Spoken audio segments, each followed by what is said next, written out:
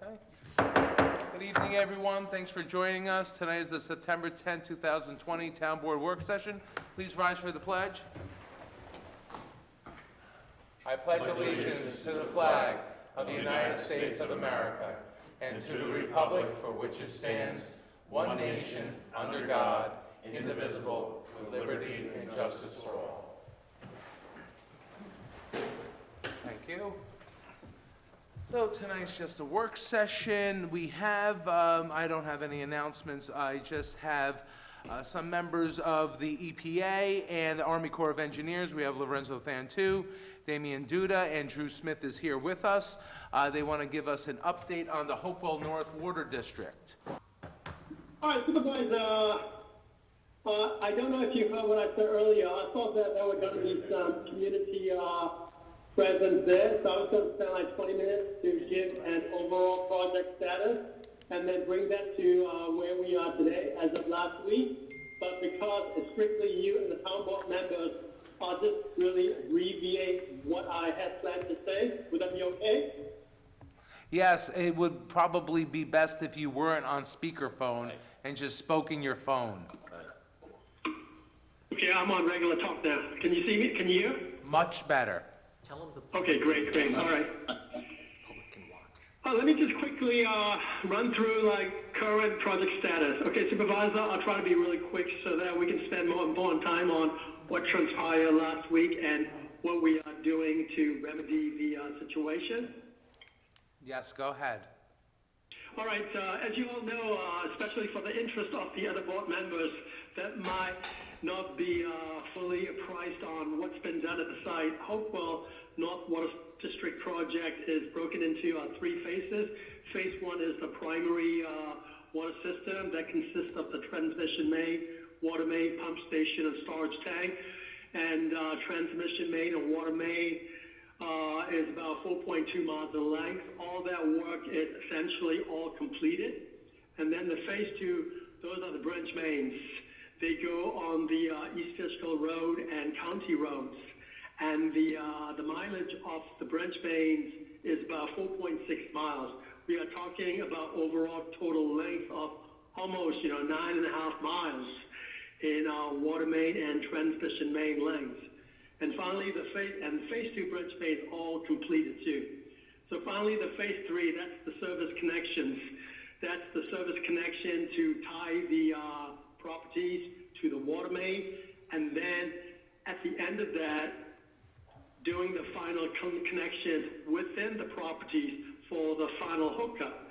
And phase three also includes abandonment and decommissioning of all the private wells, and then removal of EPA and New York State DEC poets that have been installed. And right now, total, we have about 65 poets that will be removed. So phase three work, the portion of the phase three work that has to do with the horizontal directional drilling, which ties the exterior foundation of the property to the water main, is taking place. However, the final portion, that's the final connection of the homes, that has been put on hold after the incident that happened last week, and I'll get to that in a few minutes. So in terms of the tally, out of the 303 properties that we had scheduled to final hookup, about 100 has been completed. Remaining 203 has been on standby until we correct the problem that that took place last week. So that's what's being put on hold, final phase three service connections. And now let me just start with what happened last week. Last week, Friday, the town experienced reduction in flow rate at the booster pumping station, which is located near the intersection of Route 82 and Route 376. And they involved Conti. And Friday, they tried to troubleshoot, and they found out when they disassemble the butterfly valves. Those are the 3 inlets to the booster pumping station. They found 3 covers or 3 shipping plugs that came with each of the 18-foot pipe sections that were delivered to the site at the beginning of the water line construction work.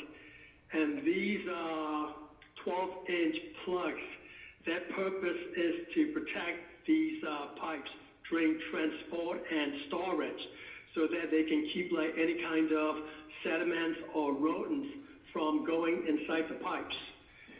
So in all cases, when they are being put into the trench and joined together, those plugs are to be removed and discarded. So when we disassembled the butterfly valves, we found these shipping plugs, and they were found to be fully intact. So when that happened, we, the town, notified Dutchess County and New York State Department of Health. We put them on alert. So they got involved from the get-go last Friday. And since then, this week, we've had 3 laborious meetings, calls, discussions. Started with, early in the week, meetings in the field at the Army Corps Trail office. And then yesterday, Wednesday, we had our weekly RA construction call. And today, this morning, we had our bi-weekly schedule call with Scott Bryant. We've started brainstorming what is going to be done to remedy the situation. So far, based on what we have learned, is that in hearing from Dutchess County Department of Health, Tanya Clark, and also we have involved our EPA risk assessment team. We've looked at the pictures of the plugs that were found at the booster pumping station. We looked at the material safety data sheets and product data safety sheets. All conclusions so far is that the materials that make up these plugs that are made of polyethylene do not pose any toxic risk. And Tanya Clark confirmed that too. Her biggest concern is that the shape of what these plugs look like. As you all know, the construction work started about 2 years ago.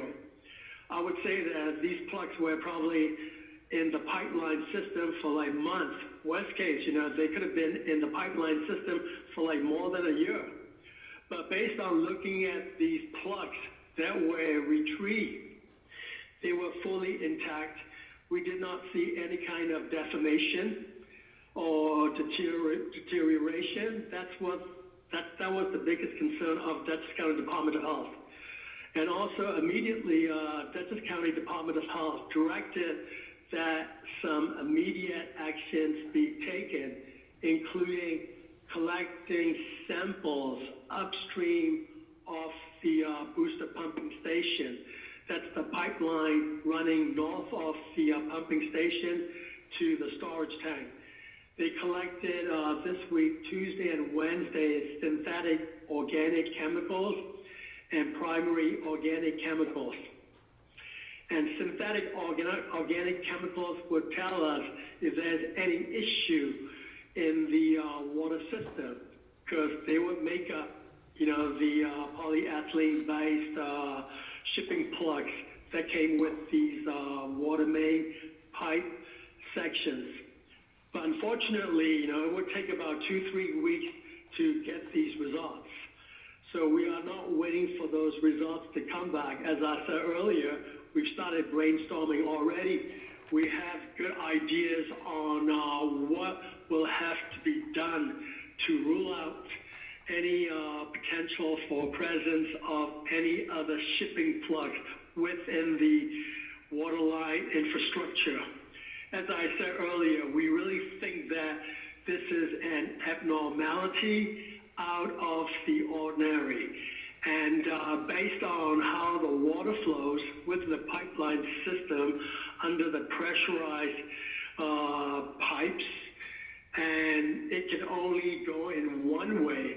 So it's safe to say that the 3 plugs found at the pumping station came from downstream where the connection point is by the connection point from the Canada Wellfield by the Hopewell Glen development through the transmission main, and then they got caught at the butterfly valves. So we don't see strong likelihood for presence of any more plugs upstream north of the booster station. But that's not to say that we are going to be not doing any comprehensive, because we will. What happened leaving at least these 3 plugs within the pipeline system is totally unacceptable to EPA and to everybody else here. That's something that, you know, we are seeing for the first time, speaking to some of the water supply engineers in all the projects that they have been involved with. But we owe it to the town and to the community to do what it's going to take to eliminate any potential for presence of any more plugs within the pipeline systems or in any of the pinch areas. Those are the congested areas within the pipeline system. For example, like meter vaults, valve boxes, etc. So we are going to look into all of that. Fire hydrants. Also, we will be, hello? Fire hydrants. Did someone say something? Yeah, fire hydrants. Yeah, fire hydrants too. In fact, Paul Cabral, CDM engineer, spoke to Scott about that last week, and looking into doing a flow rate assessment at the fire hydrants to see if there might be any issues there. And Scott made a concrete point. Just because, you know, you don't see any issue there when we do the hydrant test, how do you know that there aren't any other plugs somewhere else on their way to the fire hydrants? You know, we totally got that. Because of that, we're going to be doing other types of conclusive assessment testings to be done as part of this plan of action.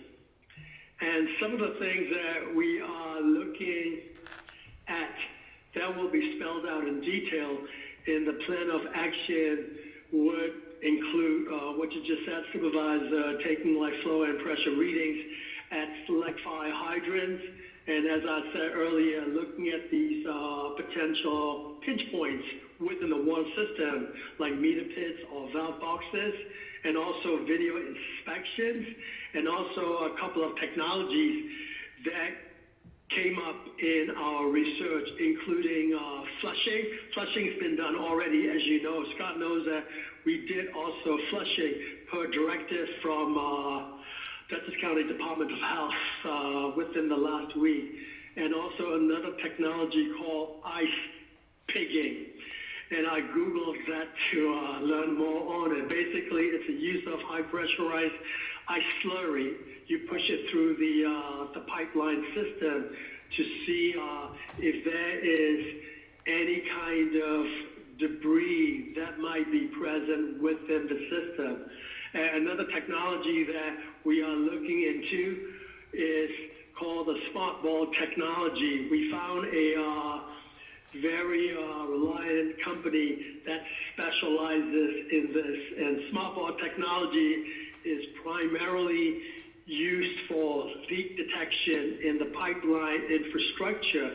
The good thing with that is, as part of doing its work looking for leaks, it can detect any movement or presence of any other debris, not necessarily related to leaks within the piping system.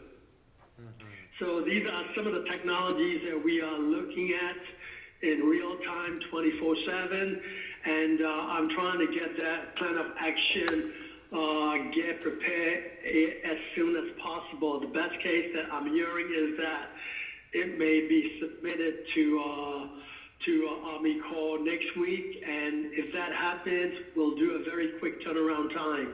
EPA will review, and then we'll submit that to town, Dutchess County, and New York State Department of Health. Okay.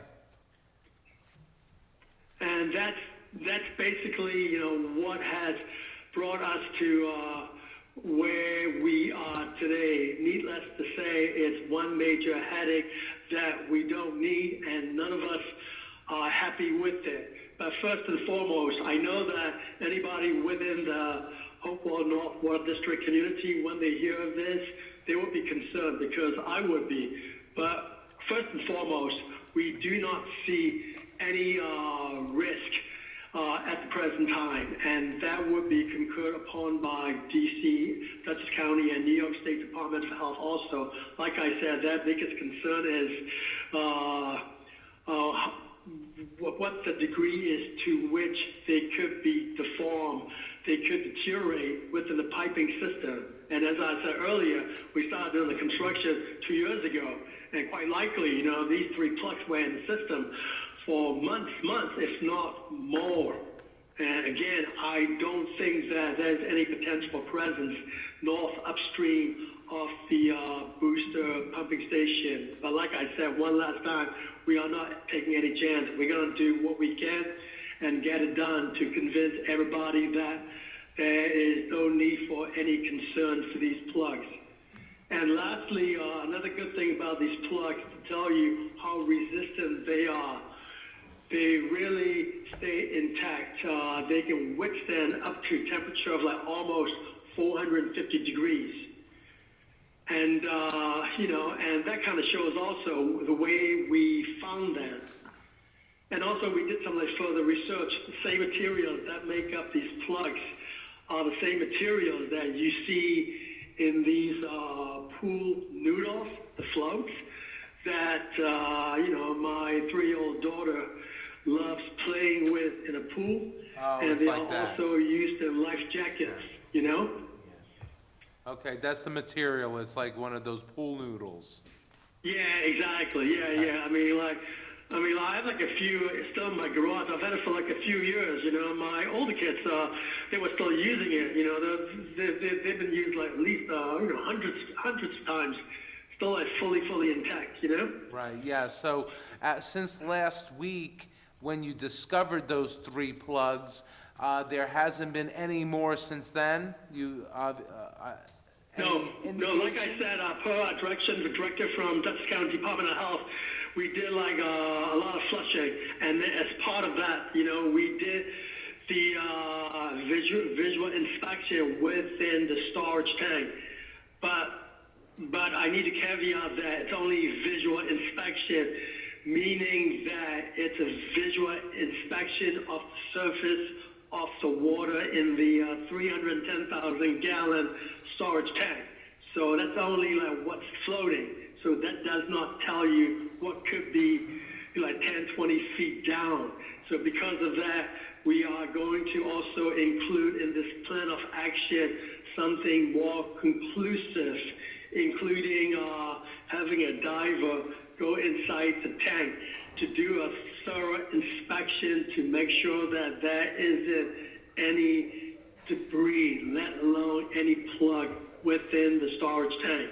Okay. But like based on the flushing that was done in the visual inspection, there was no sign of any kind of plugs, at least, you know, floating on the surface of the water in the tank, Supervisor. Okay. So I'm looking forward to reading this comprehensive plan of action. So also, I would like to, if you could provide a phone number or email if any residents want to call with any concerns. Yeah, Supervisor, I replied back to Scott in response to his inquiry, and I think that you were in the reply all.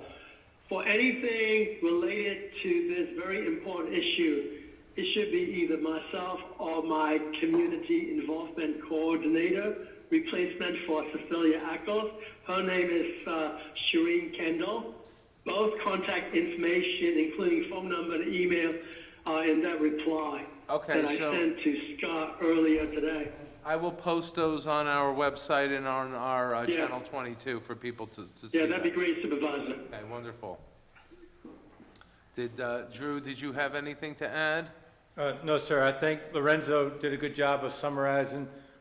Just want to clarify, when we discovered these in a joint inspection with VRI and the town, we started working on it Friday morning. So we didn't wait till Tuesday to start brainstorming. That's when we came up with the information about the material itself and different techniques. And CDM Smith, who's the designer of record, is also providing us assistance and oversight and direction on how to make sure we reinforce to all the residents they have good quality, safe drinking water, and that's our goal. Okay, very good. Damien, did you have anything to add as well? No, I think Lorenzo put everything out there that we wanted to say. But just to reiterate, we are going full blast trying to figure out to make sure that this isn't going to occur again. And once we get the action plan, that'll be distributed accordingly. But really appreciate the time that you guys gave us to iron this out so that we can get this off the plate and move ahead with water hookups. Yes, that would be great. I hope this is just a little hiccup and we could get through this because we're on the 5-yard line. We're almost done. I think everyone's hopeful. It's just that we have, there's this time frame with respect to securing this data. So, we really don't have any choice but to wait a couple of weeks for that information to come back. Understood. Okay. So, there you go. Okay, wonderful. And is there any, do any of the members have any other questions? Questions from the board members? Any questions? The only questions I have is, I'm sure the community is going to want to know more about this, and I would hope that you guys make yourself available to answer any questions, because as soon as this goes out, the community will be up in arms. So you are the guys with all the answers. Please make yourself available any which way you can to address any issues with the community that is interested to find out more. Okay. Lorenzo? Yeah, Lorenzo has been very much in touch with the community, and we will be able to answer questions as they come. Yeah, we are ready. Right, we're ready. Yep, definitely. Thank you, Put gentlemen. this to rest. Okay. Well, thank you. Thank you for the update. Oh, thank you, everyone. Really appreciate the opportunity to be able to get you more information on this. Okay, we'll be in touch soon. Thanks so much. Definitely, thank you all. All right, bye-bye. Okay, be safe and well. Thank you. Yeah. Bye. Bye. Thanks, Lorenzo. Mr. Smith, thank you. Appreciate it. Have a good evening. Appreciate your We'll time. be in touch soon. Yes, sir. Okay, Michelle, do you see the code in the corner? Yes. Yeah, okay. So, that was an update for the Hopewell North Water District. I'm sure there'll be many questions. I will post Lorenzo and Damien and Drew's information on our website, so you can call them if you have any questions. If you live in that district and you have any questions or concerns, I will make that information available tomorrow on our website and Channel 22. Okay, next we have our Rail Trail Bike Links Task Force. Well, we have our Economic Development Director here, Mike O'Brien. Michael, how are you? Thank you. I'm just going to do a 30-second update. I And you believe the could last introduce time, your task force as well? yes, I believe the last time that you folks saw or heard of this was at the February meeting when the supervisor called out for volunteers who wanted to participate in a task force that was going to look at what to do with the new bike link that was coming through the town. And so let me start by giving credit to the two people on the team who are not here tonight. Rick Witt was a great team member, as was Bill Green. The superintendent of the highway was an invaluable team member, so thank you. Michelle and Mark were also members of the team, so thank you. And then going from that end, Dave Furman. I think everybody knows Maria Mahoney, Pat Manning, and Ed Miyoshi. Again, the reason why I wanted to introduce is this team was just an awful lot of fun to work with. I think we all enjoyed each other, and I think you're going to see some really great stuff. So with that, I'll turn it over to Patrick to do the overview, and then he'll be introducing the team in sequence. Absolutely. Good evening, Supervisor, Councilman, how are you all? Team? My name is Pat Manning, and I am part of, and proud of, to be part of the Citizen Volunteer Group. Oh, do you need me to sit? That would be, You gotta get near a microphone. To the TV.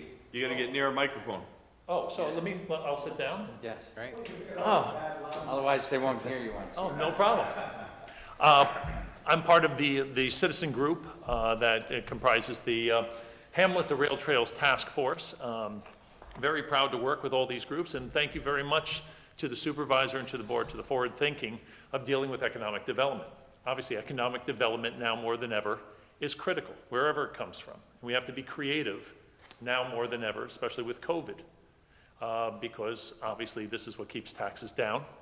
This is what will fill the gaps where necessary. And we have this unique opportunity that is about to take place by the end of this year that we should capitalize on, especially because it's happening whether we do or not, and what a sin it would be if East Fishkill didn't grab hold of what is being presented.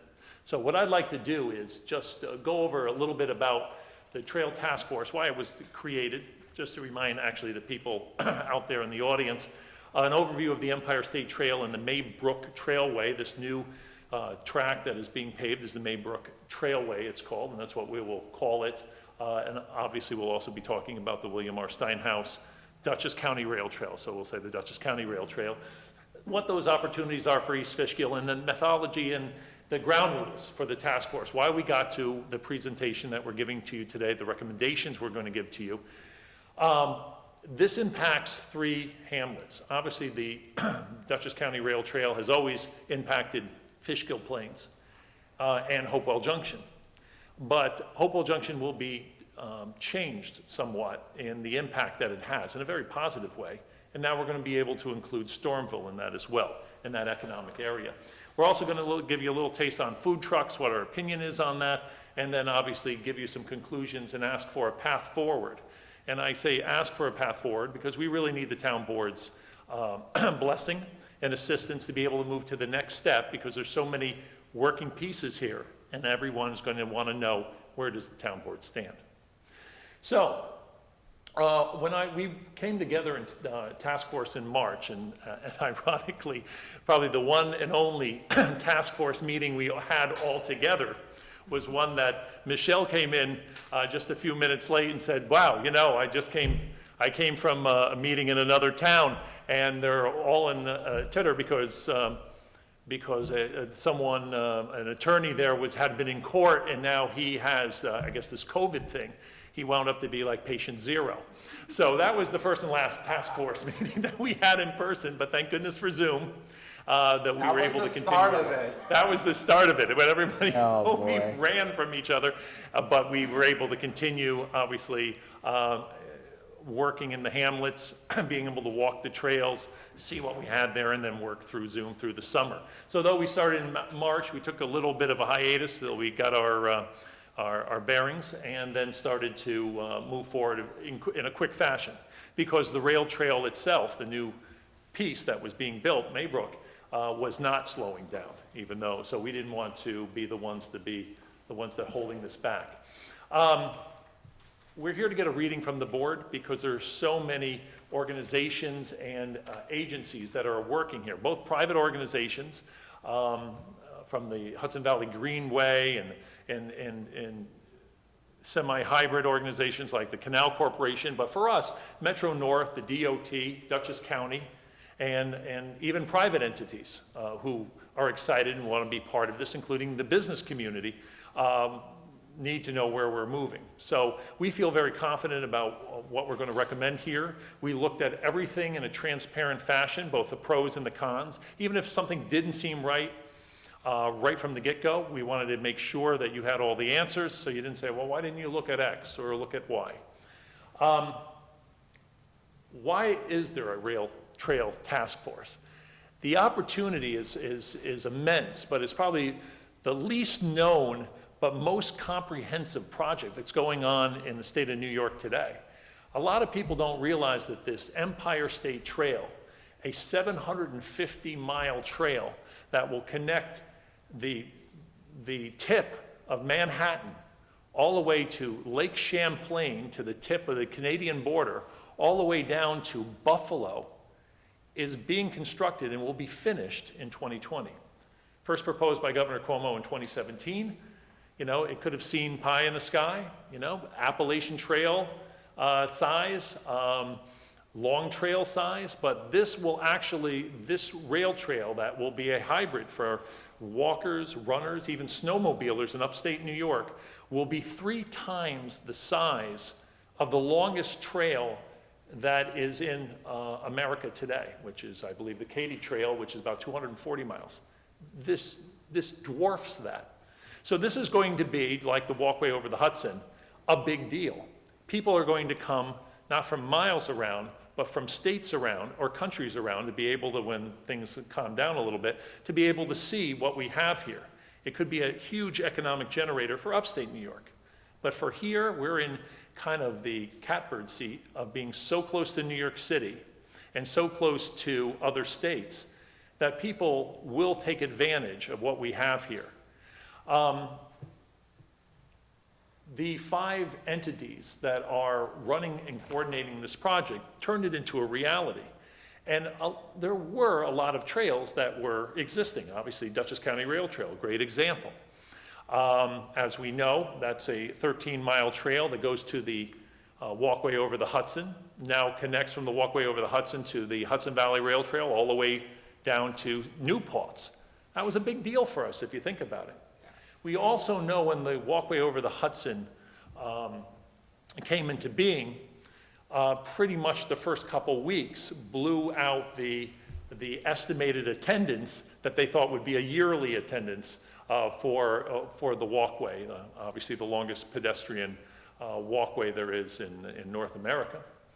To that end, we believe that some of the numbers that we're seeing pre-COVID are going to be much larger than what is being estimated. Better to, you know, be low and be happily excited, but we do know that this could be huge. 6 to 7 figures in the size of the number of people that will be walking on this rail trail. New York itself believes, I believe it's here, 8.6 million annual visitors will be on the Empire State Trail. They're saying we're looking at about 100,000 visitors that will be added to the 100,000 visitors that already walk the Steinhaus Dutchess County Rail Trail. We're going to double that. I think it's much larger, and I think the committee feels the same, the task force feels the same. So what does this all mean in the grand scheme of things? A 23-mile trail is being added to the 13-mile trail that already exists in Dutchess County. More than doubling the size. It's going to take people from Brewster all the way, obviously, to the walkway to New Paltz. So that's going to be open the door to many more people from Westchester and Putnam, Connecticut, Housatonic, coming in and being able to walk this trail. It impacts, as you can see, a few different hamlets from Brewster Hill all the way into Poquay, down through Stormville, Hopewell Junction, and again, obviously, Fishkill Plains is already existing. But what the major difference is going to be, over and above what's going to happen with the Empire State Trail, is that the Hopewell Junction trailhead will no longer be a trailhead. As you can see here, through 3 hamlets, You're going to be hearing from a presentation from the fellow task force members about the recommendations and the impact to those 3 hamlets, if I may, Michelle. But here's the thing. The change in the use pattern in Hopewell is going to be the most exciting part of this. Again, from Canada to Manhattan, pretty much the middle of the road is this little town called East Fishkill. And unlike other hamlets that were just a quick drop-off, obviously when the trains were there, of mail and everything else, we had our own home, we had our own depot. I almost said our own Home Depot, but we had our own hometown depot there it's a historic fixture now, restored. We have a central business district that is very close to the rail trail and that connection. But the bigger thing, as it says here, the change in use pattern, where people would usually park here in East Fishkill and go about their way to enjoy the rail trail, they're now going to be coming through. And what will a thirsty traveler, or a hungry traveler, or a traveler with kids, or maybe somebody who wants to see a historic and cultural setting, or maybe see something that is a quaint small town, are going to do? They're going to want to be pulled off and entertained.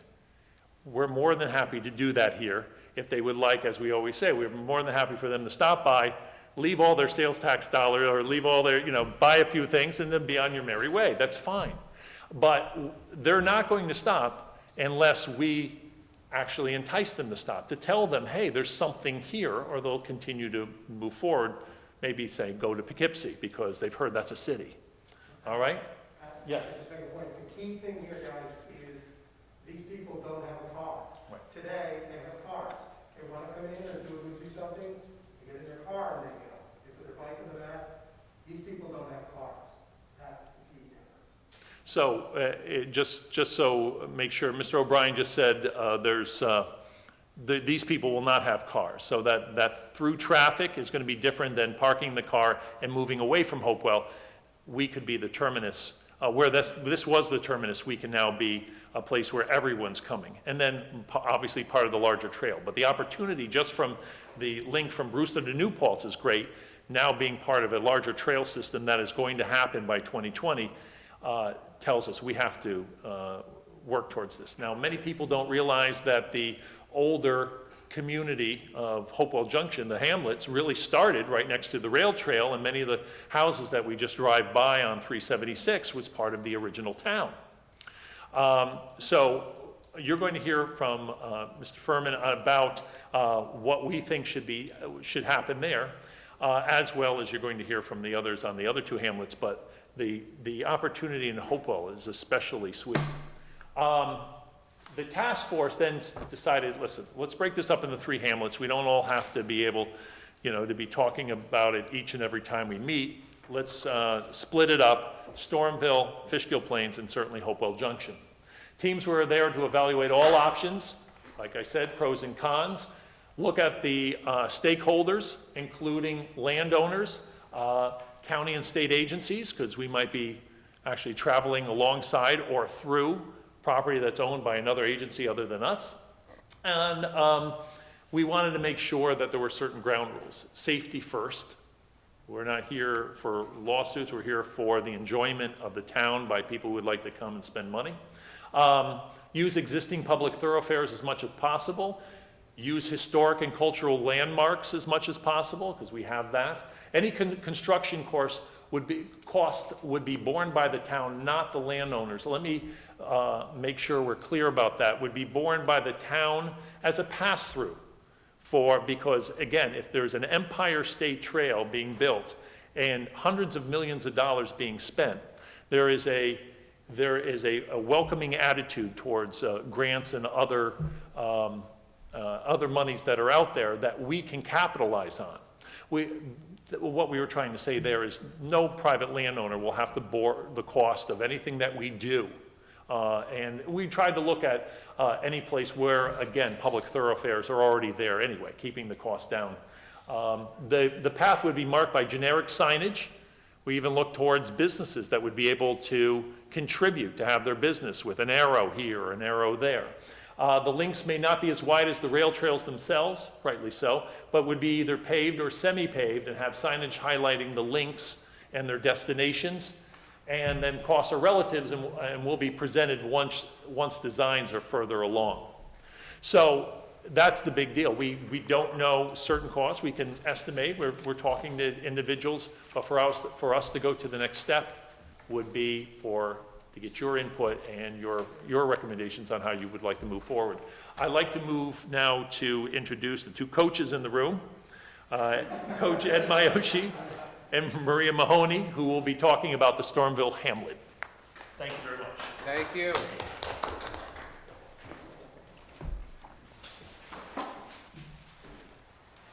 Hi. As Pat mentioned, this is the group that was looking at Stormville. We know that there's multiple crossings of various town roads on this new section of trail. I want to talk about a couple of those crossings and why we ruled them in or out. We did note on the last slide that there's a trailhead at South Greenhaven Road that we thought could potentially be looked at, and then we realized it's actually over the town line in Beekman. So as much as we like to be neighborly, we're more concerned with East Fishkill. Seaman Road, it also crosses, but there aren't really any businesses out there. Right. We couldn't do that. We looked at the intersection at Carpenter Road. Thought there could be some synergy with the Curry Estates, La Chambourg. Not only do they serve food and drink, but they have rooms for rent. However, Carpenter Road, you may know that there's a bridge that goes over the trail there, so it's not an at-grade crossing, which means there's going to be a lot of money involved in order to create some sort of outlet there onto a county road, and it really only benefits that one business.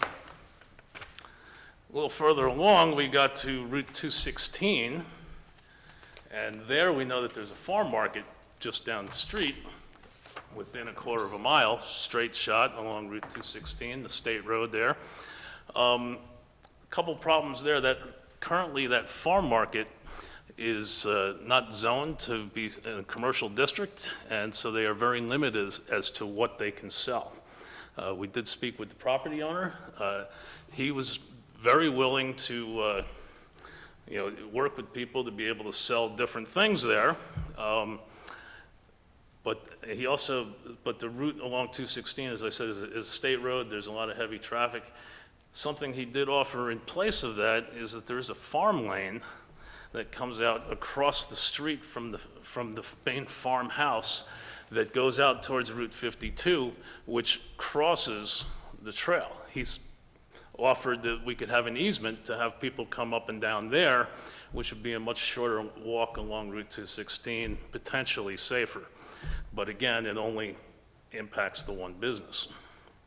So the main thing that we looked at was the old 52 crossing in Stormville, which is an at-grade crossing.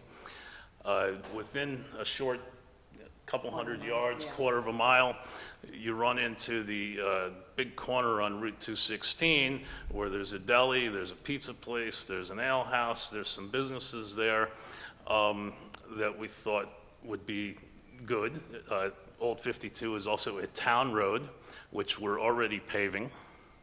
And talking with Superintendent Williams, essentially we would just need to pave it a little wider and have some paint for some crosswalks and to mark off a side trail off, so you can definitely see that it's not part of the main road, so that people would be able to get to that spot. So that's the recommendation that we had. I know Maria went out to talk to some of the business owners there as well. So I spoke to a few of the business owners in both business locations, and of course, the pizza shop would love to have the rail trail traffic, the pedestrian traffic and the bike traffic to come. More than welcome to would like to see some signage to entice people to come and eat. And then I spoke to Gil at the gas station there, and he also offered his parking lot as an opportunity to park and then access the rail trail from there. And he'd be willing to let the town maybe beautify it a little bit. We just suggested maybe some just some covering and picnic tables, not much cost there, but he's extremely excited. He can't wait for us to start advertising that the trail is there and so close to his business. And one of the other things, we also spoke with the landowner in that area. As we mentioned, that we expect a lot of through traffic, but based on the usage of the current trail, there are a lot of people that just go, they want to come there, they want to do a 2 or 3 mile walk and come back to their vehicle and go off somewhere else. He said that he would be willing to sell half an acre up to an acre to be used as a parking lot along 216 near the intersection of Stormville Road. Superintendent Williams looked at that, thought that it would be fairly easy to, put a connecting path from a parking lot in that location up to the trail to allow access. So that is also a potential option as well. And I think that's all that we have for Yeah. Stormville. It did say, Kenny Williams did say that, given that we could use that gas station parking lot, it would just require some paint on the main roads and crosswalks, indicating where the bike trail was, so. The only other potential thing that we might want to do is, if we had, as I said, Old 52 is a town road until it hits Route 216.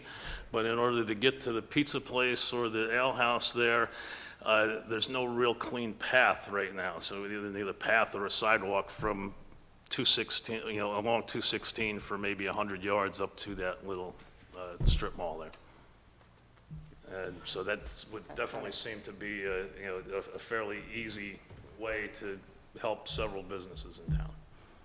Okay. Any questions or concerns on the Stormville piece? No? Otherwise, Great I think thinking. we're up to Hopewell.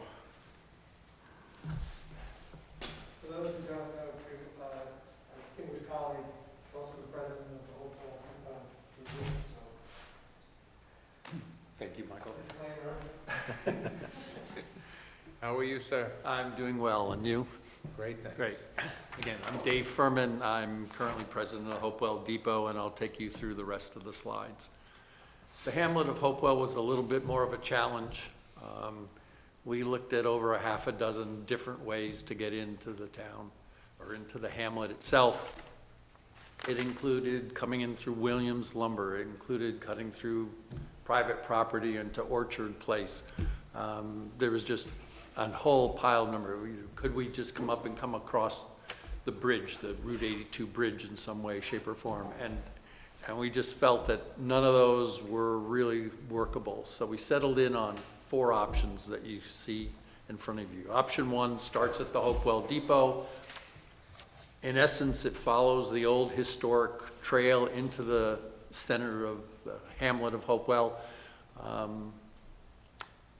Start at the depot, we go out, there's an overflow parking lot for the William R. Steinhaus Dutchess County Rail Trail. Then it goes through the Metro North property, comes out about at the railroad tracks, and then comes down the east side of Route 376. That was one option. It's one of the shorter routes. It incorporates the historic districts of the area. We believe, working with the DOT, we can make it safe, and we think it's the most direct route. It's also tends to follow the path that bicyclists take today from the depot into town. Right.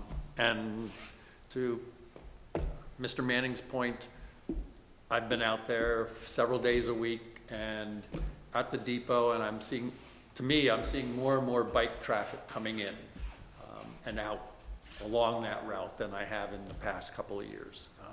A lot of it's COVID is pushing people out of the city, coming up here for fresh air and exercise. So we're already seeing it, and we don't even have the Maybrook Trail in place. The second option we seriously explored was picking up the Dutchess Rail Trail at Governor's Boulevard in the Hopewell Glen. There currently isn't a connection there, but we would pick it up there, we'd follow it all the way down to Fishkill Road, cross Fishkill Road, across the Metro North Railroad, and up into the back of Unity Plaza.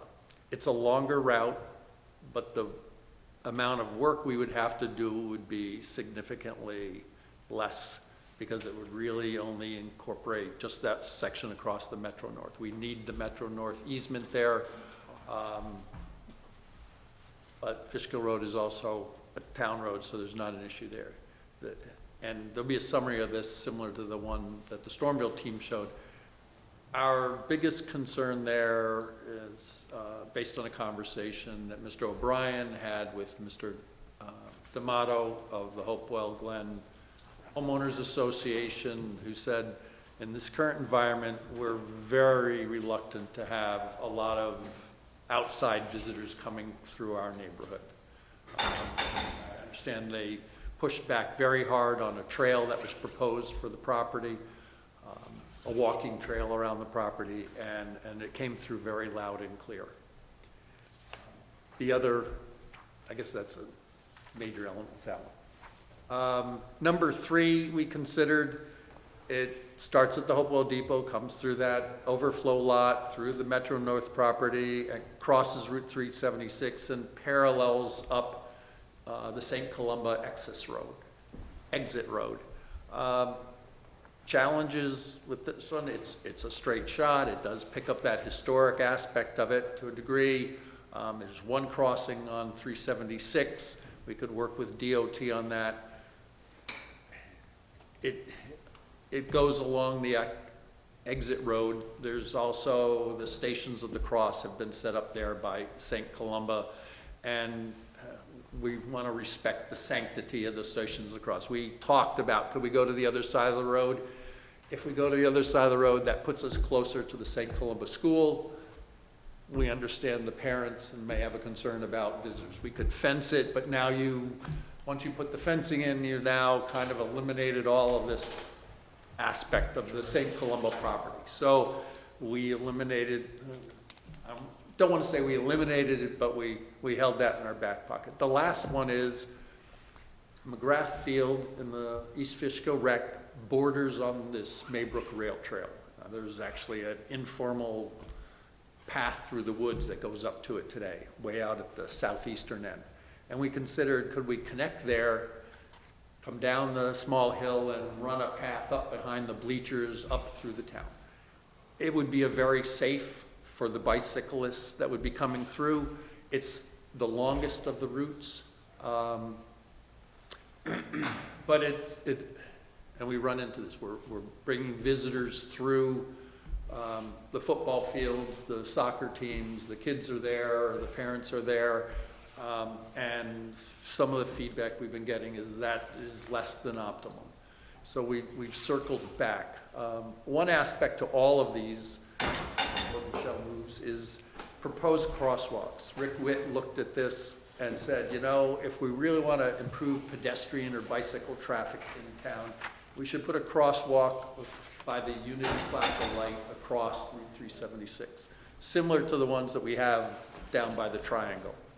And at least one, maybe two on Route 376 between the two plazas, Canazeros and Hopewell Plaza there. Perhaps a crosswalk there. This would help pedestrian traffic. It would also help with people coming out of East Fishkill Rec and going across, but especially if we're adding more bicycle traffic. So, As my father used to say, this is something you should be doing anyway. Every one of these, any one of these things that we're considering doing to improve the village, or we'll be talking more economic development, all really rely on people being able to walk freely in and around the village. that's fine. One of the refrains that I hear, not all the time, but frequently, is where can I get something to eat? Where can I get something to drink? They appreciate the 2 vending machines we have, but that doesn't do it. We talk about daddy-os, and then we say, you know, you'll look at them, how experienced of a bicyclist are you? You know, do we think you can handle the congestion before we send them into town? They'll start talking about things, places, High Falls, New York, Millerton, New York, Beacon, Cold Spring, where they're used to having that community center, walking area, place to get something to eat, rest, you know, they load off their feet, and then get back on their path again. So, next slide, Michelle. Thank you. This is a summary of everything I've just gone through, so I'm not going to spend a lot of time on it. The preferred route that we see is the one that, again, follows the old Hopewell Hamlet as it was originally built. Comes from the depot, comes along, through the Metro North property. We'll avoid the two 90-degree bends on 376. There, we just don't see that as a safe alternative today. And then comes down, as I said, the east side of the road, all the way down to Route 376. We'll have to do some work in terms of a sidewalk or a major bike lane that goes along that. It will impact a number of the residents do park along that edge of the road there, so we can expect some feedback from them. But overall, we think it's the best overall option. And also the best overall option for those state grants that we're expecting as part of this whole overall community program. So that's Hopewell. Moving on to Fishkill Plains. Okay, Fishkill Plains, when we first looked at Fishkill Plains, it looked like a good opportunity. There's a number of fast food restaurants, Chinese, pizza, McDonald's, deli. Rita's was there with the ice cream, and it made sense, but there wasn't any marking on the trail to tell them what was there. So we said, gee, you know, this looks like a good opportunity. The sidewalks are the shoulders are relatively wide. If it's too expensive to put in a new sidewalk or a new whole bike path, we can take advantage of just giving them information, routing them through parking lots where it's appropriate, and make something work there. Mr. O'Brien went out, reached out to a number of businesses, and the general response was lack of interest.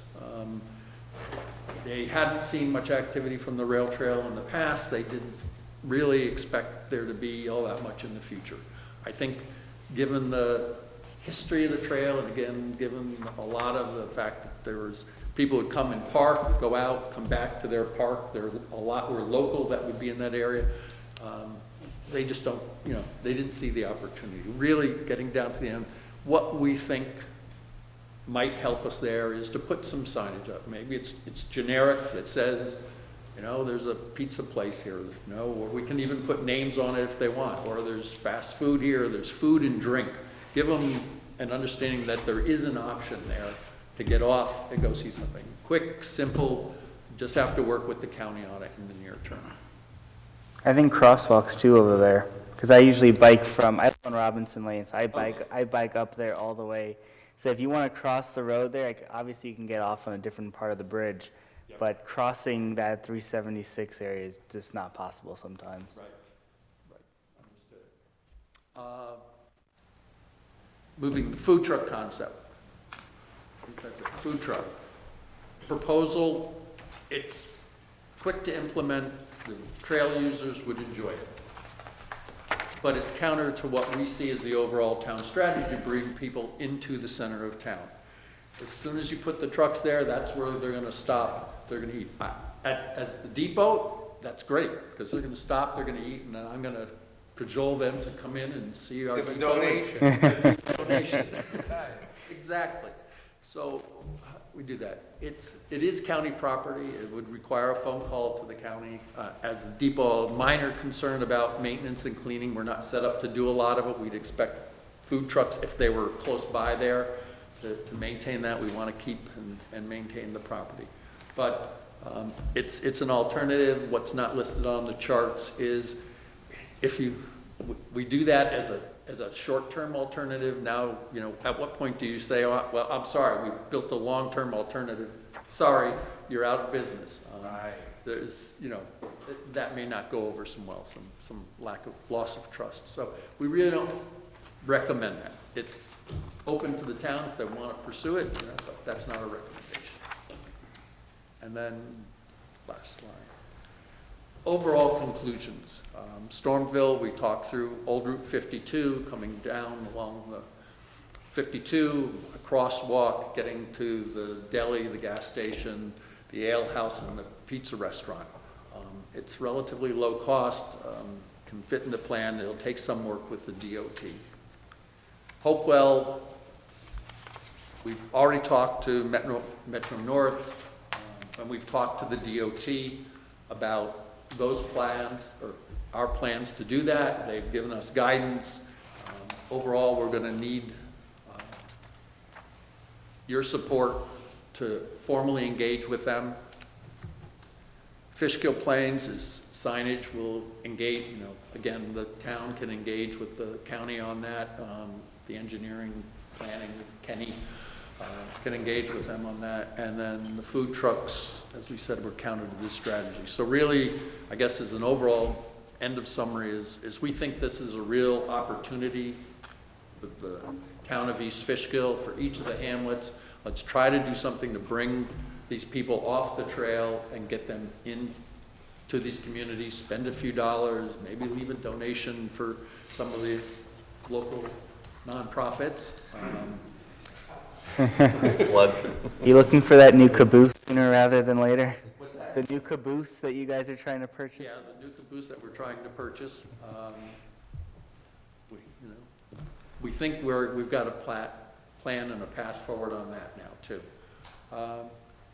So what we're really, I guess, the bottom line is we're going to need your support and approval in order to proceed with these recommendations, or whatever your decision is, so we can engage the New York State Department of Transportation, Metro North, and then the county and Empire State Rail Trail organizations.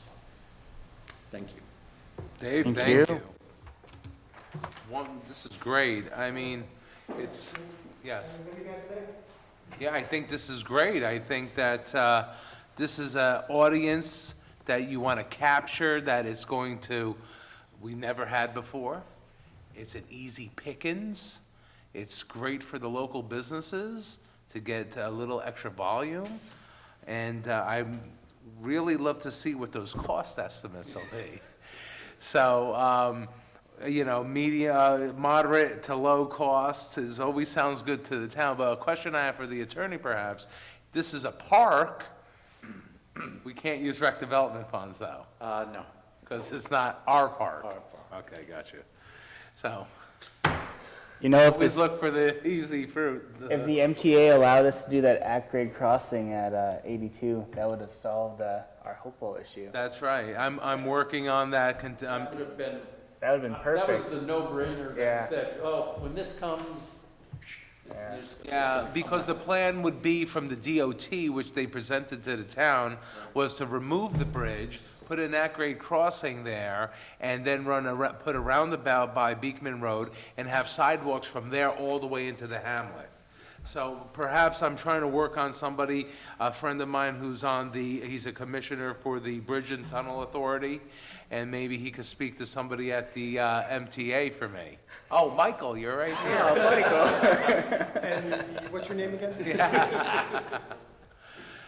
No, when we say the cost, like, for example, outright just paving, 376, it would be, Kenny got an estimate for $10,000. Now, again, you'd have to go through the DOT, so that's obviously Right. going to inflate things like that. But we're not talking about hundreds of thousands of Right, dollars, okay. guys. And there was nothing on that you aren't building already, right? That's an existing structure. You are, like, the Stormville thing, a lot of that is existing sidewalk that is washed out, so you're just rebuilding it. Right. So this is not wild, we're not coming in for millions of dollars here. Right, that's good news. Is there a sidewalk in front of the firehouse over there in Stormville? No. There's not, right? No. So how does that work with liability? Would we have to keep the people that are walking closer to the Well, you town probably line? put a strip, designate, as Kenny said, would line it, put a pedestrian thing. Then there's the driveway there, across the street is the other parking area, so you could put it on Yeah. either side, I guess, and go down. So, striping and, Yeah, I mean, it gets a little tighter after the firehouse where the houses are on both sides, but there's a good swath on the right side there. plus like I said, it's tapping in a new source of income for these businesses while not bringing any more traffic in the hamlet. So, that's, the whole board's been talking about that now for years, so this is great, great. Dave, Maria, Ed, Patrick. Thank you. Michael, thank you. Yes. Thank you very much. Yeah, thank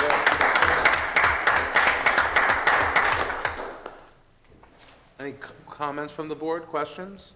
By the way, Thoughts? the real two biggies we hit were the DOT says, hey, it's great to get calls from you guys, but you're not the town. And the MTA said, by the way, we'll give you an easement, but you're not the town. Right. So. we Well, all the said, town's "Well, here, town board members are here, so.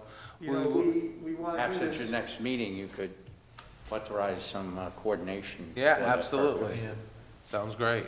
So, Michael, I have a suggestion. Since, the whole plan that you guys have put forward, it looks and it sounds great for the community, especially for the business community.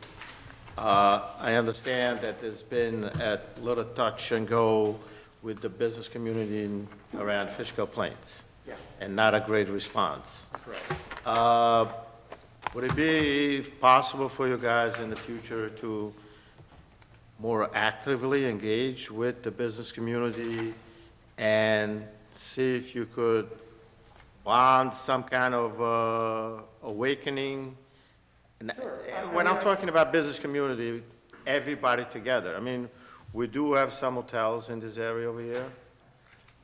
So it wouldn't be just going to the local delis and whatever else, but bring quite a few of the people into the mix and making them aware that we are working on this, and bring some of their new ideas that they might have an issue with, so you guys could kind of expand what you guys been working on. Because I knew you were working on the logistics of how to bring people in. But I was a little perplexed when you didn't have a good response from the business community, and maybe they really don't see what this could bring to the future of the town. So you guys probably, that's a I suggestion. mean, I accept the challenge, Manny, but I'll be honest with you, I gave the same pitch to the businesses in the town, and they all, yeah, that's a great idea. Out there, they said, I'm not seeing it, I'm not seeing it. So, but we can take it offline and come up with a strategy. But from the rest of the town, you had a great response? The businesses in town, yes, all said, hey, this sounds like a great idea, da-da-da, if you want, But there, they said, don't call us back. We don't want to do this. We're not seeing it. So, I kept records of all the calls. If you want to see it, I'll be glad to share it. Okay, no. Because probably a lot of the merged restaurants would offer a discount if you come from the trail. Yeah. Things like that to draw the people and get them used to it. So, yeah, I mean, I was disappointed, so.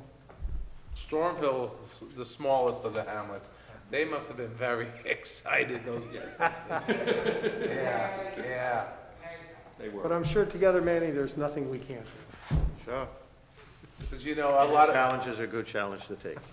a lot of times we hear comments from the Stormville residents that it's the No. forgotten part of town, but that's not true. I'm raised in Stormville, lived there, that's right, so. Mike, what is the volume of pedestrians you think will come into the hamlet once this is fully operational? Again, it depends what we do. Yeah. Depends what we do. We need something to bring them in. Bring them in, but I think we also need to think about like where they're gonna park their bicycles and all that other stuff as well. That's, Bike racks yeah, would be very, very useful. Excellent, yeah. Bricksmore, which owns Unity Plaza, when we were talking about coming up through St. Columbus, they said, hey, we'll build the ramp to come down, we'll put racks, we'll do the whole bit. There are people who see what this could do. Yeah. They're very excited. Bike trail will go right past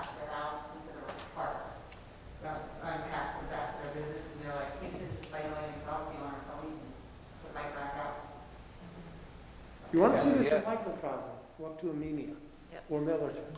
Or And roads, it's like, roads. and I talked to both those mayor supervisors, and they said it has been the biggest shot in the arm.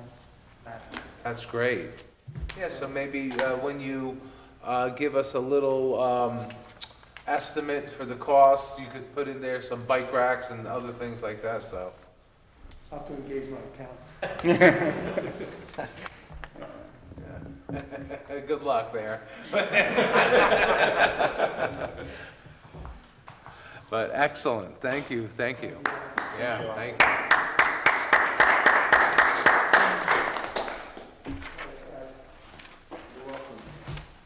Have a great night. Thank you. Okay, well. Okay, next, our Economic Development Director, he's going to give us a little update on things he's been working on. Michael, There we go. part two. Part two. Just got hearing aids, and I have not really mastered the keeping them on with these masks, but at any rate. I understand that the supervisor gave you guys the full pitch. Now, Just to take a look, just to take a I know, look. but this was recently made an Yeah. unpaid position. It's so a now- working, I told them, working process. But this was Because just there's made. a lot of work. I wanted them to see, you've been doing a lot of work. Well, it's been people like Chief Bellino here who've done phenomenal inputs on that. But again, as you know, this position was recently made unpaid. So now, for certain donations, I am willing to skip the large deck and just stick to the one chart. What am I hearing? What am I hearing? Let's go. Let's go. Yeah, okay. What can I put you down for? But anyway. All kidding aside, what I want to do is just kind of talk to you guys about what is the economic development play that I think we should be making. Because it really doesn't make sense for us to go off and try to woo Amazon or Microsoft or any of those and bring those back here, right? Because the reason why I switched this around in part 3 of this pitch is this is still very much a residential town, right? That is, the basis for this town.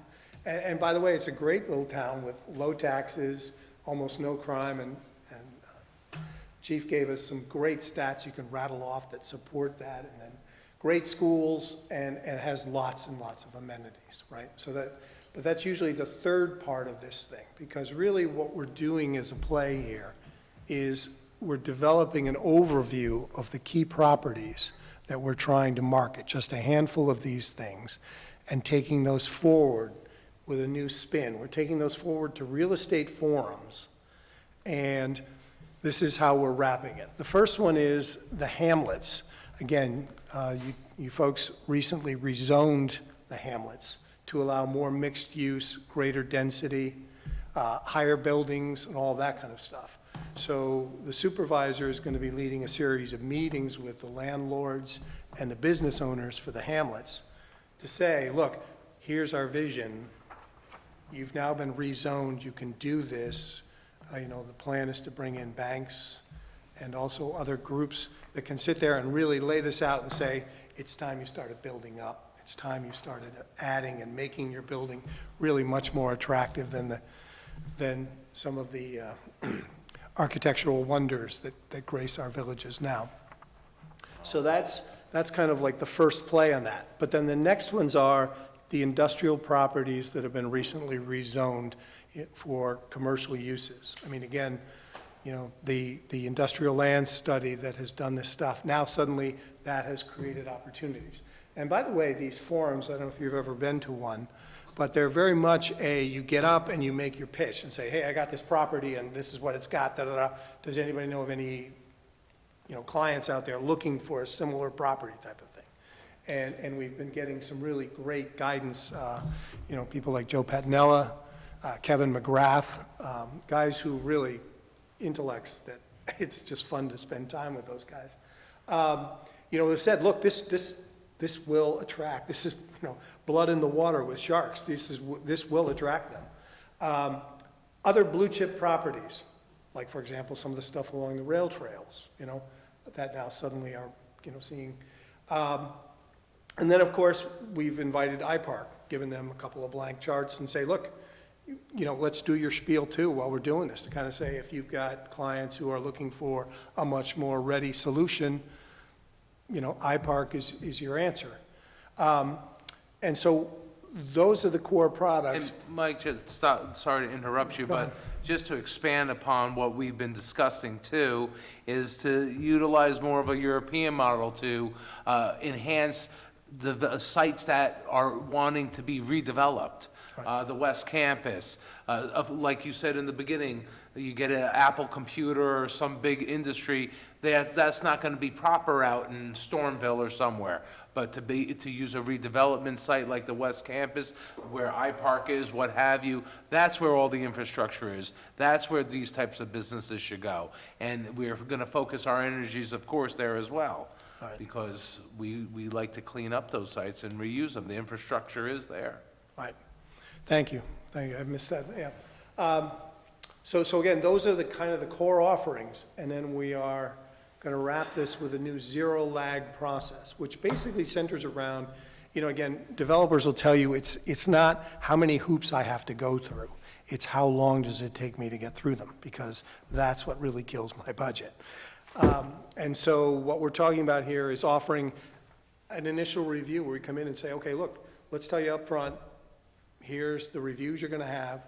Here's the things you're going to have to do. We're not going to allow you to skip major parts of our existing process. You're going to have to execute it all, but we're going to tell you up front, we're going to agree what it is, and then we will exercise it for the project managers in the crowd. Zero lag. There won't be anything just sitting waiting on this side. You throw it over here, we'll throw it back in a much more expedited way, right? You're going to do everything. And so that's going to be the thing that will actually attract the investors, is to say, you know, I can know what I'm getting into here. Right, there's always problems that come up with projects, as we all know, but if we could give a developer a clear path as to what they're looking at, it makes things go a lot smoother for us, for their professionals, and that's where you save time and money. Yeah. So again, if you want to go, that's it in a nutshell. So if you want to go through the charts, and you can see some of the great efforts from all the people that have been contributing to this, it's there for them. And, you know, you can always give me a call. Yeah, so we're going to be reintroducing some of our business forums that we've had. Unfortunately, with COVID, we weren't able to do that, but we are planning to do more of them next year, bring the local business community in like we have many times in the past, discuss with them what's going on, discuss with them future possibilities, and also, like Michael said, possibly going to different avenues like real estate forums and associations to talk to them and show them what our town is about, what we have here to offer.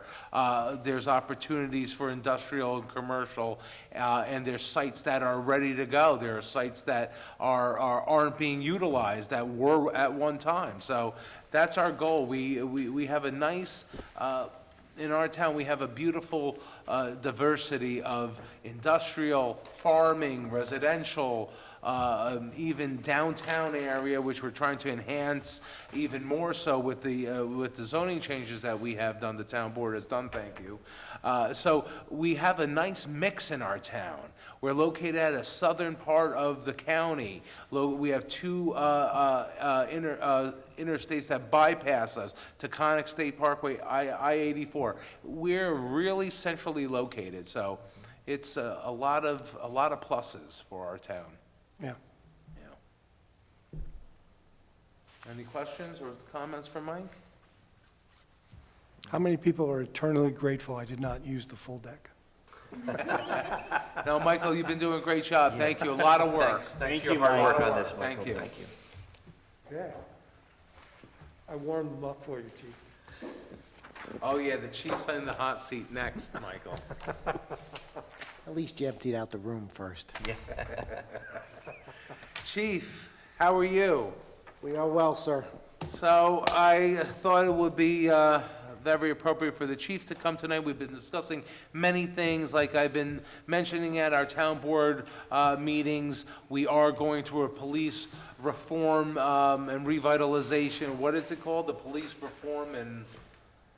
So New York State's version is New York State Police Reform and Reinvention Collaborative. Reinvention.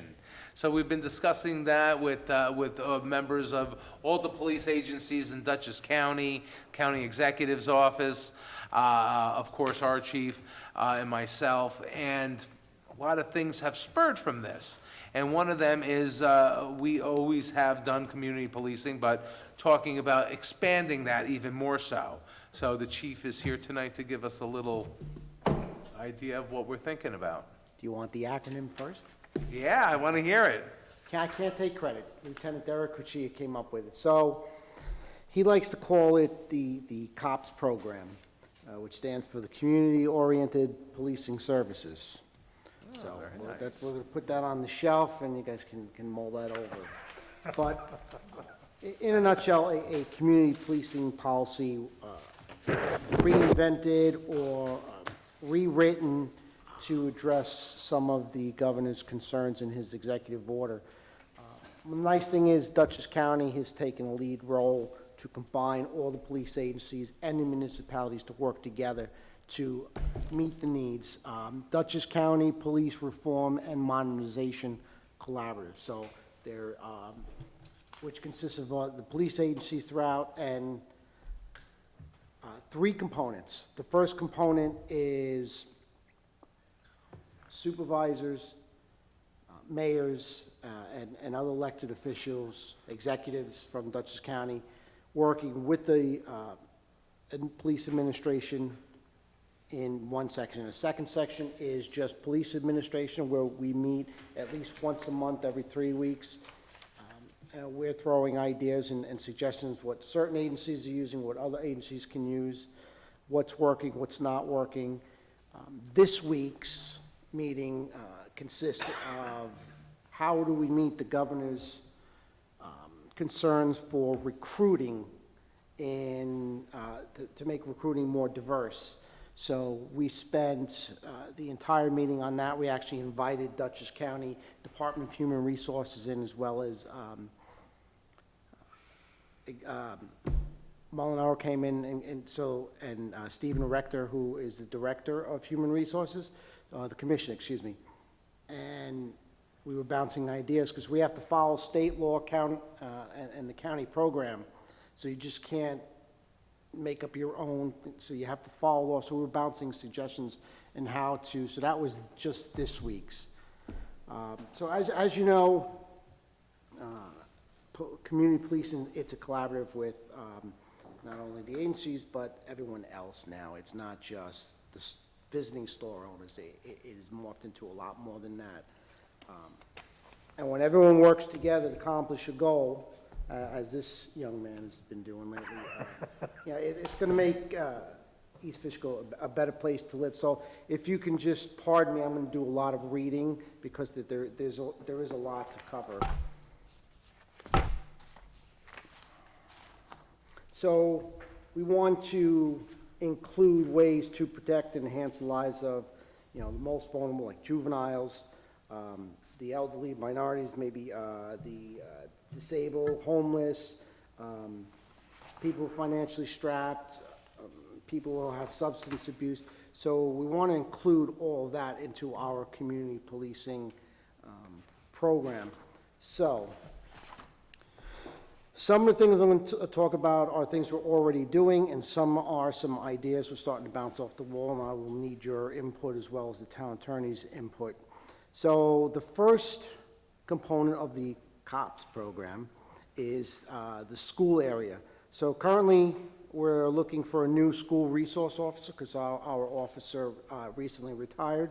So we have a couple of good candidates, and that police officer will spend, if school is open, he will, and the children are there, he will be on the school grounds the entire school day. And that'll be a full-time job. And not only is he there in a security capacity, but he's also there to offer whatever guidance the school might need. So again, it fulfills its name as a resource officer. It's not just a security end. So we also do a component for the elementary schools, St. Columba, Fishkill Plains, and Gayhead, where we have a Too Good for Drugs program. That's the name of it. It's substance abuse and violence prevention. To add to that, what we'd like to do is visit the schools on a weekly basis, where not just the officer does the program, but the officer may be assigned on its own, can stop in the school, do a walk-through, a weekly visitation, meet with the administration of the schools, sit down, have lunch with the kids, maybe participate in the physical ed program to extend it more. Developing a contact with these kids is important. And then maybe eventually in another year or so, expand it to the high school level when we can get a better handle on what's working and what's not working. It's easier to engage with the younger ones, maybe a little bit more difficult to engage. But our new school resource officer in the high school, we'll see how it goes, see what plans he comes up with, and he'll be a big part in expanding our role in the high school. So another component is substance abuse. I did a lot of research, and so we're going to have a couple areas. One dealing with alcohol. So we did some research, and we'll occasionally come across individuals who have a problem with alcohol, where to send them, when to send them, what program is available. For instance, I found out we have two AA meetings a week right here in town, a local facility. Every Tuesday and every Thursday, there is a meeting every evening. So we also want to focus on the drug aspect for narcotics and marijuana. So dealing with that, there is a teen and young adult portion, and then there are the adults. Right here in town, we have what's called the Lexington Center for Recovery. They have a whole component dealing with teens and young adults up to the age of 21. Not only do they deal with the substance itself, but the disorders that are usually accompanied with it, so that they can do things for family therapy, individual group settings for these young individuals. So it's not just the education and dealing with the substance abuse. It's all the surrounding issues that are usually accompanied by it. So they have a psychologist, and they even invited me in. We toured the facility. So I think it is a resource. We want to present this information to the parents. So we come across a young man, 17 years old, a young girl, 16 years old, 18 years old. We want mom and dad to know this facility is right here in town. So I want all of my officers participating and letting this, so when we give you back your child after they bump into us because they're harmful drug use or alcohol use, we want to let them know there's a facility right here in town. There's a resource that you can use. Also, as far as the adult program goes, Dutchess County Stabilization Center for addiction and intoxication.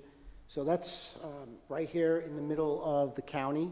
It is a new facility with, what I'd like to say maybe the most up-to-date services that are available to help deal with this. And they do a lot of different things. So one of the components is bringing the individual directly up there by us. So if the person is in need, in crisis, I didn't know this, but the center is actually open 7 days a week, 24 hours a day. So they're never closed, so we could always bring someone up there. They also offer, which I did not know, naloxone and Narcan training. So if your child is using opioids and you're afraid that you're going to find your child dead in the bathroom one day, so they'll actually train you how to use this which will reverse the effects of an opioid overdose. So as a parent, one more thing one more resource for them, they can actually go up there. I believe they give them they'll give them the Narcan for free, but I'm not positive. I know I'm saying this in this open meeting here, but I know the training is for free, so I'm assuming, but that's readily available. It's not hard to get a hold of. Again, moms and dads don't know that this stuff is available. So we want to share that with the residents when need is there. Another program which was, you brought to my attention was Hope's Not Handcuffs. So we're looking into being a participating agency. I reached out to them today. The young lady who answered the phone, a volunteer working with them, is someone I met through, who's a longtime resident of the area, know who she is, know the family, really, and she is using her experiences and giving back to this program. So these volunteers receive some training, and if someone is in need and they actually walk into my police station doors, which has happened over the years, I need help. We can reach out to Hope's Not Handcuff, and they'll actually come out to our location, do their assessment of where to bring this person for help. They don't do the actual counseling, but they have a whole book of resources so they can get this person into the right facility as soon as possible, and they'll actually do the transportation. We're looking into doing transportation whenever we can also, in order to expedite the treatment, which I'll get to in one more moment. So another part, what we're doing is we're transporting people in our police cars right to the psychiatric centers. We'll go to Putnam County, if that's the hospital of their choice, or closer, or we will go to Mid-Hudson Regional. Sometimes it's beneficial if we take them straight up there ourselves under whatever the circumstances are, and it'll actually get them into treatment sooner and also free up my officer sooner. So we want to expand our assistance with the Dutchess County Stabilization Center has a crisis intervention team. So during regular business hours, usually the team will come out and do an evaluation if someone fits the mold. I'm thinking about reaching out to them and say, hey, would you like an officer as part of that team when that intervention is here in East Fishkill? Or that evaluation, maybe they don't want a uniformed officer, maybe they don't want any officer, or maybe they think it might be a good idea for an officer to be in plain clothes and to assist in any way possible. They wouldn't probably be part of the evaluation, but maybe they can help in some way or form. So offering them a member of my department on those, and this is not something that happens every day, but every so often we come across an individual that needs some help, and we need the professionals to come out to that location because we can't get the individual to their location. So if we could help them by being a part of the team for an hour or two, I'm considering that, reaching out to them and asking them. Of course, I would suggest any input from the town attorney. I don't know if that's a good idea or a bad idea, but the other things we've been looking at and dealing with is domestic violence. So Dutchess County has a nice system set up. We could be right at the house, make a phone call 24 hours a day, 7 days a week, and get a counselor, a domestic violence counselor on the phone to assist, help person through the system, and they'll actually meet them at family court, help them with order protection, order vacate, legal services, etc. Sometimes what we found is we'll go to a residence on more than one occasion, and we'll suggest that I think you need to go to Dutchess County Family Court and ask for assistance, and maybe we need to vacate this abusive person in your life from the house. And a lot of times the next day they put it off. So on certain circumstances, I'm considering, again, with your input, actually showing up at the resident's house. Let's go to family court. We'll drive you up there. We'll bring you up there ourselves. Now, we wouldn't be able to stay there because it is a half-a-day process, but we can at least get them there. And if we had to go back and pick them up because that person was really in need, I believe Dutchess County has something that their counselors will do certain things, but it might take a little bit longer, I don't know. So I'm researching that as part of to get someone help that needs help right away.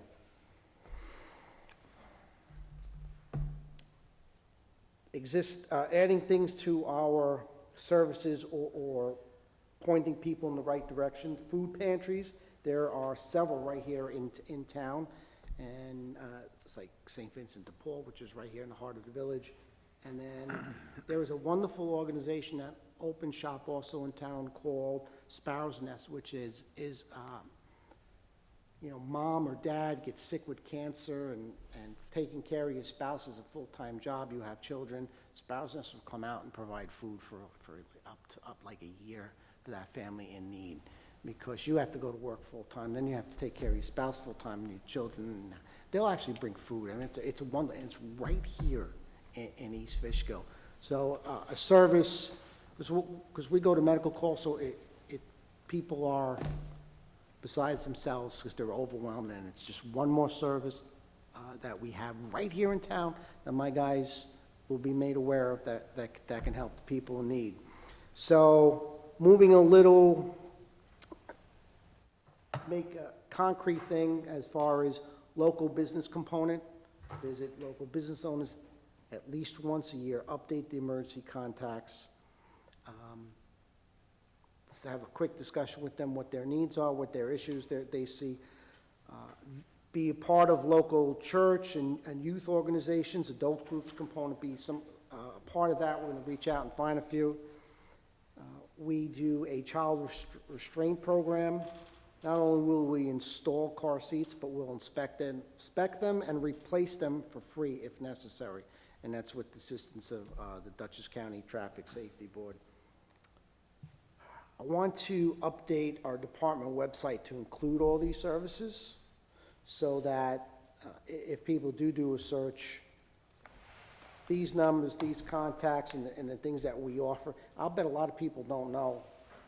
If you're really hurting for money and your car seat's on its last leg and broken, you can come to the East Fishkill Police Department and get a free car seat and get it installed properly. That service is actually available for most of the agencies in Dutchess County. But a lot of people don't know that. So I would like to update the website and create a master reference bind for all of these services, all the things that my offices can use as resources, so we have it at one location. And finally, the new police reform guidance is requesting that we reach out to the community, hear what they have to say, take their suggestions, their concerns, and incorporate them into our daily activities or our policing program. So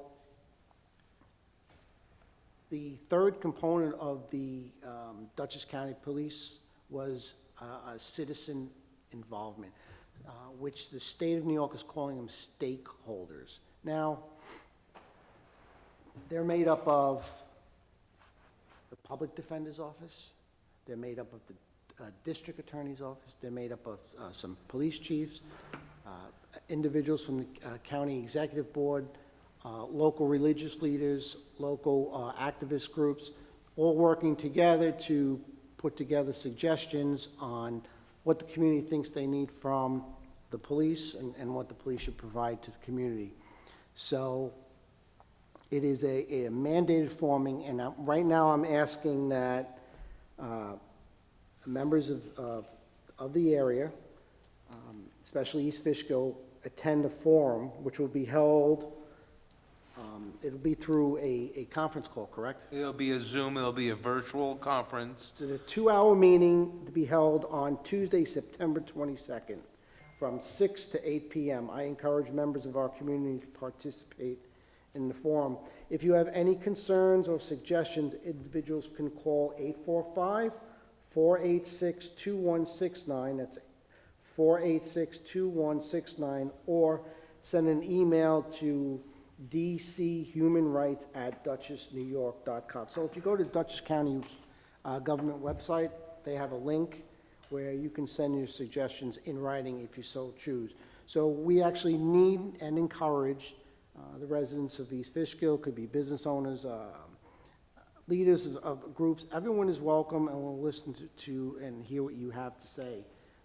Actually, those suggestions are needed so that we can comply with the governor's requests.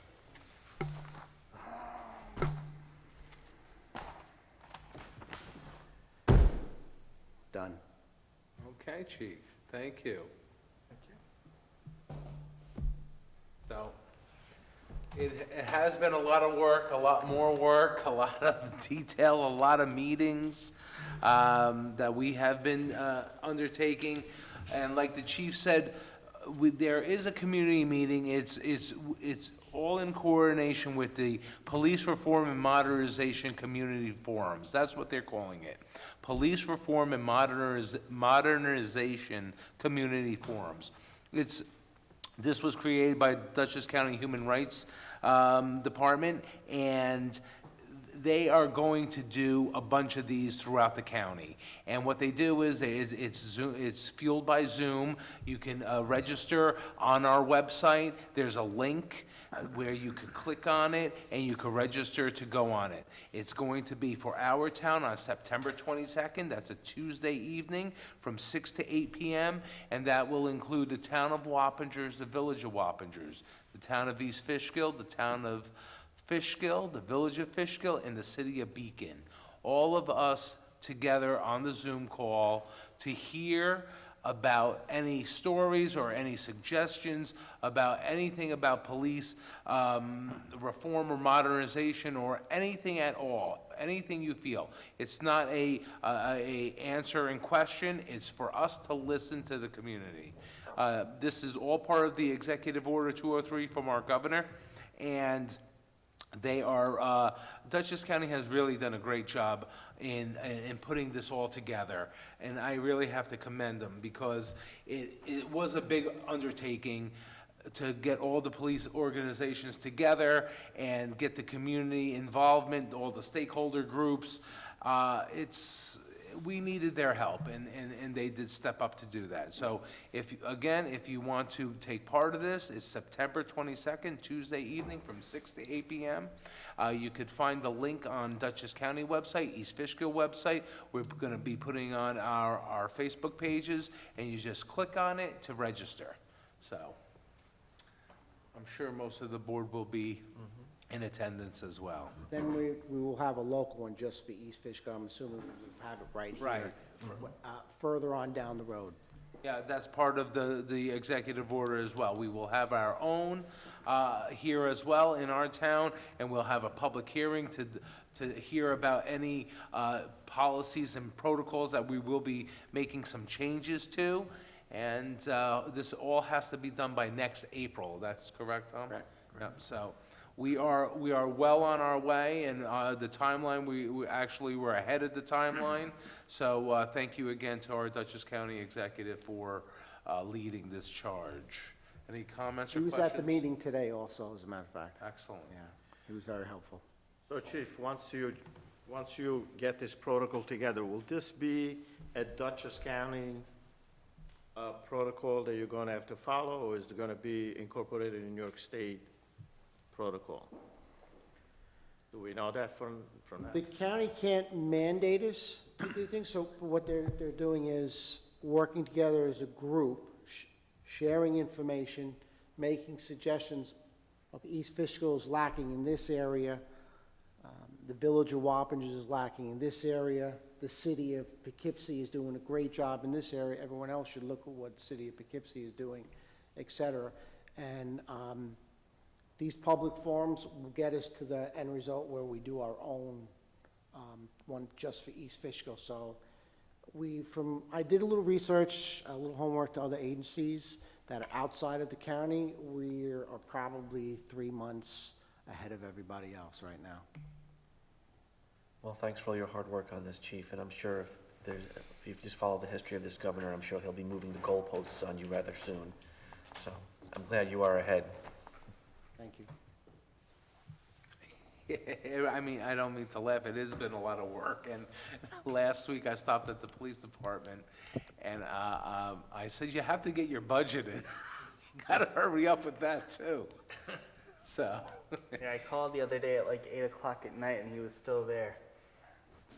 Actually, you said, I need your budget, and then you said, I need your budget ASAP, and then you said, oh, by the way, Thursday night, I want this. Well, you did it great, see? Sounds like a moved goalpost to me, but. Very good, very good. I didn't say that. Yeah, it's okay. You can have the rest of the night off, though. There you go, see, chief? Any other comments for the chief or questions? No? The Narcan, they will travel to give that class too. Yeah, I'm learning more and more every day. That's awesome. I didn't know that. Okay, well, if that's it, our next town board meeting is September 24, 2020. And motion to adjourn? So moved? All in favor, say aye. Aye. Meeting adjourned. Thank you. You can get a